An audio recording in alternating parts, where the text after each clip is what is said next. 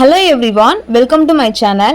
இன்னைக்கு நம்ம பார்க்க போற டாபிக் இந்த ஈவில் ஐஸோட கீச்செயின் எப்படி மேக் பண்றதுன்னு சொல்லி கொடுக்க போறேன். இந்த கீச்செயின்ல நான் யூஸ் பண்ணிருக்க மாதிரி எப்படி ஒரு கண்டினியூஸா ஒரு சர்க்கிள் மேக் பண்ணோம், அதுக்கு நான் யூஸ் பண்ற ஸ்டிச்சோட நேம் என்ன, அதுக்கப்புறம் நான் எப்படி யான் கலர் சேஞ்ச் பண்றேன், இதெல்லாம் விட ரொம்ப இம்பார்ட்டன்டான விஷயம் ஒரு கீச்செயின் மேக் பண்ணும்போது நமக்கு கொஞ்சம் பஃப்னு வேணும்னும் போது நம்ம என்ன பண்ணலாம்ன்ற ஐடியாவும் இந்த வீடியோல நான் சொல்லியிருக்கேன். இந்த வீடியோ தான் ஃபர்ஸ்ட் டைம் பார்க்குறீங்கன்னா நான் ஆல்ரெடி போஸ்ட் பண்ண எல்லா வீடியோவுமே நான் பிளேலிஸ்ட்டாக டிஸ்கிரிப்ஷனில் கொடுக்குறேன். ஸோ மறக்காமல் செக் அவுட் பண்ணிக்கோங்க. பேசிக் எல்லாமே நீங்கள் தெரிஞ்சுக்கிட்டா மட்டும்தான் இந்த கீச்செயின் மேக் பண்ணும்போது உங்களுக்கு ரொம்ப ஈஸியாகவே இருக்கும். அது மட்டும் இல்லை, நம்ம கண்டக்ட் பண்ணுற நெக்ஸ்ட் பேட்சோட கிளாஸில் நீங்கள் ஜாயின் பண்ணணும்னு நினச்சிங்கன்னா வாட்ஸ்அப் குரூப் லிங்க்கும் நான் டிஸ்கிரிப்ஷனில் கொடுக்குறேன். ஸோ மறக்காமல் ஜாயின் பண்ணி அட்மின் கிட்டே கிளாஸோட டீட்டெயில்ஸ் தெரிஞ்சுக்கோங்க. இப்போ பார்த்தீங்கன்னா நம்ம கீச்செயின் மேக் பண்ணுறதுக்கு மேஜிக் ரிங் போட்டுக்கிறேன். அண்ட் தென் நான் பேஸ் கிரியேட் பண்ணுறதுக்கு 3 செயின் போட போகிறேன். ஏன்னா நான் டிசியில் ஒர்க் பண்ணுறதுனால 3 செயின் போட்டேன். இதுவே நான் சிங்கிள் க்ரோஷட் போறேன்னா ஒரு செயின் எக்ஸ்ட்ரா போடணும். HDC போடணும் அப்படின்னா நான் ஒரு 2 செயின் எக்ஸ்ட்ரா போடணும். இட்ஸ் கால்டு வந்து பேஸ்ன்னு சொல்லுவாங்க. ஸோ நான் 12 DC போட்டுக்க போறேன். நான் அதை வந்து வீடியோவில் வந்து காட்டல, ஏன்னா ஆல்ரெடி உங்களுக்கு பேசிக் ஸ்டிச்சஸ் எல்லாமே தெரியும். ஓகேவா? 12 ஸ்டிச் போட்டதுக்கு அப்புறம் மேஜிக் ரிங் வந்து நான் ஃபைண்ட் பண்ண போறேன். அதாவது நான் ஒரு சர்க்கிள் மாதிரி ஃபைண்ட் பண்ண போறேன். அதுக்கு நான் ஃபர்ஸ்ட் 3 செயின் போட்ட பாத்தீங்களா, அதோட லாஸ்ட் செயின்ல இன்சர்ட் பண்ணி ஒரு ஸ்லிப் ஸ்டிச் போட்டேன்னா எனக்கு சர்க்கிள் ஃபைண்ட் ஆயிடும்.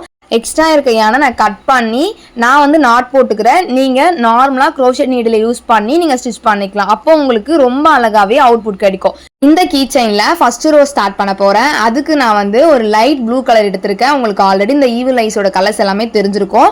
ஸோ இப்போ நான் என்ன பண்ண போகிறேன்னா ஒரு டிசி போட போகிறேன். டிசிக்கு நான் என்ன பண்ணியிருக்கேன், எக்ஸ்ட்ரா யான் கலர் சேஞ்ச் பண்ணி 3 செயின் போட்டுட்டு டிசி போடுறேன்.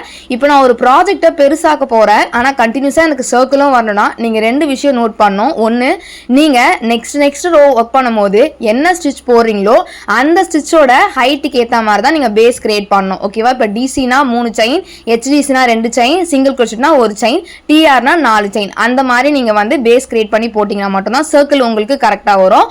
அண்ட் தென் இன்க்ரீஸ் தான் என்னன்னா ஒரு ப்ராஜெக்டை பெருசாக்கிறதுக்கு யூஸ் பண்ணுற ஸ்டிச். குரோஷியேல ரொம்ப இம்பார்ட்டன்ட். அமிகுருமியில் நம்ம எல்லா ப்ராஜெக்ட்டுக்குமே இந்த ஸ்டிச்சை யூஸ் பண்ணுவோம். ஓகேவா? ப்ராப்பராக லேர்ன் பண்ணிக்கிட்டா மட்டும்தான் உங்களால் இந்த இன்க்ரீஸை ரொம்ப அழகாகவே கற்றுக்க முடியும். இப்போ இன்க்ரீஸ்னா ஒரே லூப்பில் நீங்கள் எந்த ஸ்டிச் வேணால் போடலாம். பட் ஒரே லூப்பில் அந்த ஸ்டிச்சை 2 தடவை போடணும். அப்போ பார்த்தீங்கன்னா நான் ஃபஸ்ட்டு போட்டிருக்க பார்த்தீங்களா பிளாக் கலரில் ஒரு சர்க்கிள், அந்த சர்க்கிளோட கவுண்ட் பார்த்தீங்கன்னா 12. இப்போ செகண்டாக போட்டிருக்க லைட் ப்ளூ கலரில் எனக்கு 24 கவுண்ட் வரும். உங்களுக்கு கவுண்ட் எல்லாம் மறக்குதுன்னும் போது நான் சொல்கிற சின்ன டிப்பை யூஸ் பண்ணி பாருங்கள். மார்க்கிங் பின் வந்து நீங்கள் போட்டு யூஸ் பண்ணால் மட்டும்தான் உங்களுக்கு கவுண்ட் வந்து மறக்காது. ஓகேவா?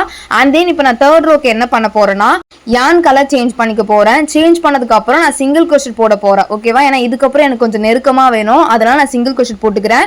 ஒரு லூப்பில் ஒரு சிங்கிள் க்ரோஷட், அனதர் லூப்பில் ஒரு இன்க்ரீஸ், ஒரு சிங்கிள் க்ரோஷட், ஒரு இன்க்ரீஸ், ஒரு சிங்கிள் க்ரோஷட் சொல்லிட்டு ரிப்பீட்டடாக இந்த சர்க்கிள் ஃபுல்லாவே நான் கம்ப்ளீட் பண்ணிக்க போறேன். இப்போ உங்களுக்கு பார்த்தாலே தெரிஞ்சிருக்கும், ரொம்ப அழகா தெரிஞ்சிருக்கும் ஈவில் ஐஸ். ஓகேவா?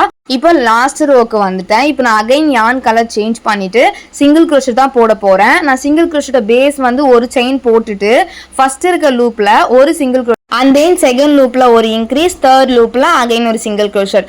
சேம் இதே மாதிரி அகைன் வந்து சிங்கிள் க்ரோஷட், ஒரு இன்க்ரீஸ், ஒரு சிங்கிள் க்ரோஷட். இந்த மாதிரி நீங்க டோட்டலாகவே இந்த சர்க்கிள் கண்டினியூ பண்ற வரைக்கும் இதே மெத்தட்ல போட்டு கம்ப்ளீட் பண்ணிட்டீங்கன்னா இந்த கீச்செயின் ரொம்ப அழகாகவே மேக் ஆகிடும். ஸோ நான் ஆல்ரெடி சொன்ன மாதிரியே பிளாக் வந்து நான் 12 செயின் போட்டேன். நெக்ஸ்ட் ரோவில் வந்து எனக்கு 24 வந்திருக்கும். அனதர் ரோல் வந்து எனக்கு 36, அனதர் ரோ வந்து 48. ஓகேவா? கவுண்ட் ரொம்ப மஸ்ட்டு. ஸோ நான் இதே மாதிரி இன்னொரு பீஸ் வந்து ரெடி பண்ணி வச்சிருக்கேன். ஸோ நான் ஷோ பண்ணியிருக்கேன் பார்த்தீங்களா இந்த மாதிரி. ஸோ இப்போ நடுவில் என்ன பண்ண போகிறேன்னா நான் ஸ்டஃபிங் கொடுக்க போகிறேன். அதுக்கு முன்னாடி நான் 2மே சேர்ந்த மாதிரி சேம் கலர், நீங்கள் பார்டரில் என்ன கலர் முடிச்சிருக்கீங்களோ அதே கலர் யூஸ் பண்ணி சிங்கிள் க்ரோஷட் போட்டு லாக் பண்ணிக்கோங்க. ஓகேவா? சிங்கிள் க்ரோஷட் தான் போடணும்னு அவசியம் கிடையாது, நீங்க ஸ்லிப் ஸ்டிச் கூட போட்டுக்கலாம். ஓகேவா? பட் நான் சிங்கிள் க்ரோஷட் போட்டிருக்கேன். ஸோ இதோட 2 லூப்பும் அந்த ப்ராஜெக்டோட 2 லூப்புமே சேர்ந்த மாதிரி நான் சிங்கிள் க்ரோஷட் போட்டுக்கிறேன், வீடியோல காட்டின மாதிரி. ஓகேவா? ஸோ இப்போ நான் உள்ள என்ன பண்ண போறேன்னா லாஸ்டா இருக்கு பாத்தீங்களா, எனக்கு ஓரளவுக்கு கேப் வந்ததுக்கு அப்புறம் நடுவில் வந்து நான் ஸ்டஃபிங் கொடுக்க போறேன்.